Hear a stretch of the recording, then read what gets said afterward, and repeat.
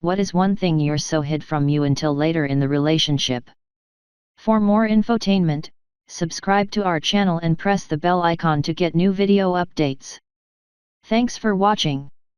When I was in college, I had no money and shaggy hair, so I was wandering around the dorms looking for someone who knew how to cut hair. A cute girl overheard me and said, "Hey, I know how to cut hair." She gave me a haircut in the hallway and then asked if I wanted to go to Steak and Shake. I said sure. It's been 13 years, we're married, and she still gives me haircuts. About 2 years into the relationship, she confessed that she had no idea how to cut hair but really wanted an excuse to hang out with me. She did it in the hallway and asked me to Steak and Shake because she didn't want me to look in a mirror and see the results. She's actually pretty good at it now, though. He could do magic tricks. We were together for 13 years and one day he pulls out a deck of cards and says, "Pick a card, any card." Got my card and everything, just as smooth as can be. Never did it again. Okay. Story time. My wife and I play rummy for hours on end when we drink. One night as a joke, I tell her to pick a card. She picks it randomly. I separated the deck into 4 stacks, and had her place her card on top of the stack of her choice. Now I do know a real trick that sets up like this, but I'm drunk and think it will be funny to mess it up on purpose. So instead of handling the cards I tell her to shuffle them all up and cut the deck. When the deck is in 2 stacks I tap the top card and say, "Okay, there's your card." It was her card. Needless to say, I never did that trick again. My GF, now wife, and I had been living together for 2 years before I told her I watched Star Trek. I was worried she would think I was too nerdy. It was the early 90s. I had a VCR at my parents' house and I would have dinner with them once a week, and then watch the latest episode of The Next Generation. It all came out one week when my GF and I were both over for dinner. We were getting ready to leave, when my mom says, "Aren't you going to watch Trek first?" It was all out in the open. My GF immediately felt bad for me, saying she would never have judged me for watching Trek. She even watched a few episodes with me I had on VHS at my parents' home. She liked it, and thought the stories and themes were good. Trying to assuage my fears further, a few months later she surprised me with tickets for both of us to a Star Trek convention that was coming to town. So we went. After about 30 minutes walking around the con, seeing autograph booths, vendors, and cosplayers, she leaned into me and whispered lovingly in my ear, "You were right not to tell me." I had a very similar experience. So much of my problem was a lack of self-esteem, a lack of confidence to pursue my goals, much of which came from constantly trying to earn the respect of someone who had no respect to give me. Cutting her out of my life was the most freeing decision I've ever made. Without her there is no voice in the back of my head telling me the things I want are stupid, my accomplishments aren't good enough, my very personality is wrong and pointless. I've started living for myself, and ironically ended up with all the things she used to shame me for not having.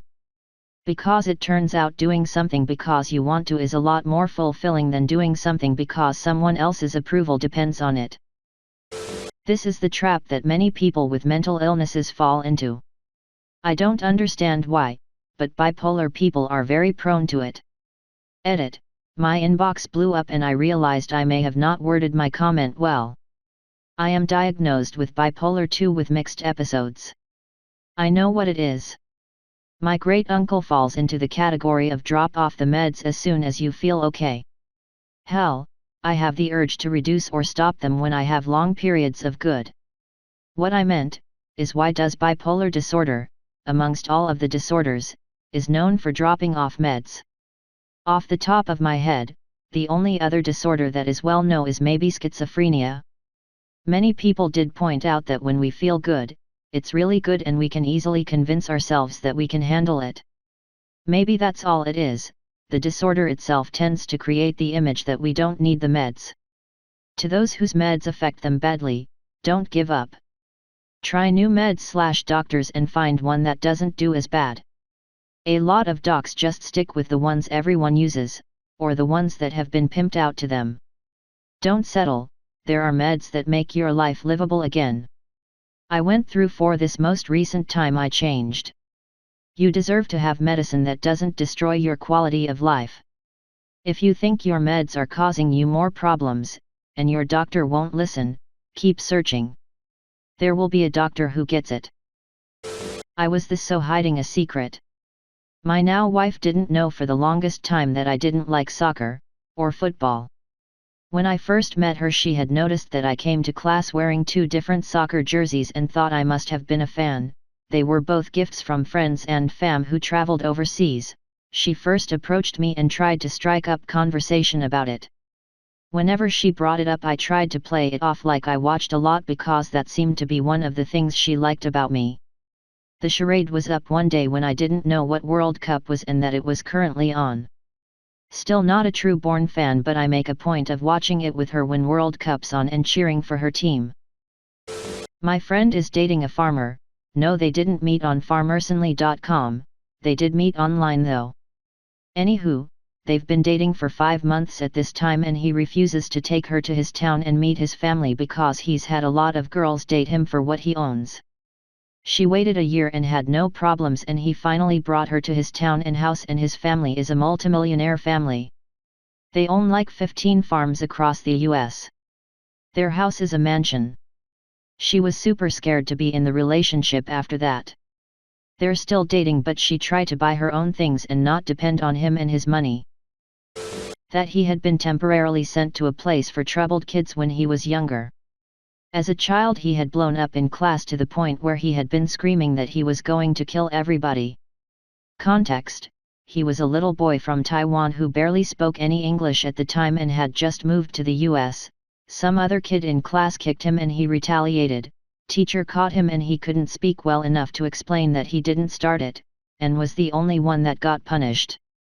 He didn't like that and started getting agitated, and when no one understood he began yelling what he did know how to say.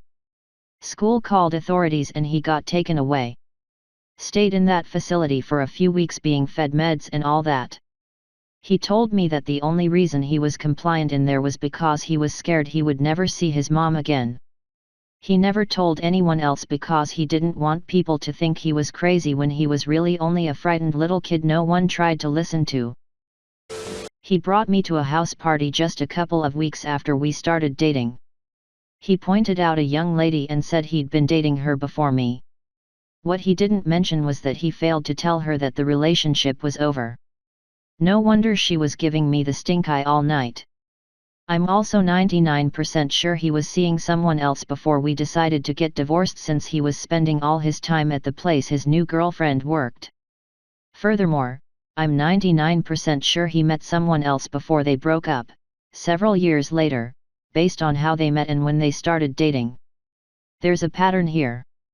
The pattern is that my ex is a relationship partner who exits a relationship, finds someone else, and only then does his partner know he's finished. He liked to punch walls, and himself, when angry. Until we were married, our disagreements were always discussions. Sometimes heated, sometimes angry, but never violent, and always worked out to a solution in the end. It was great.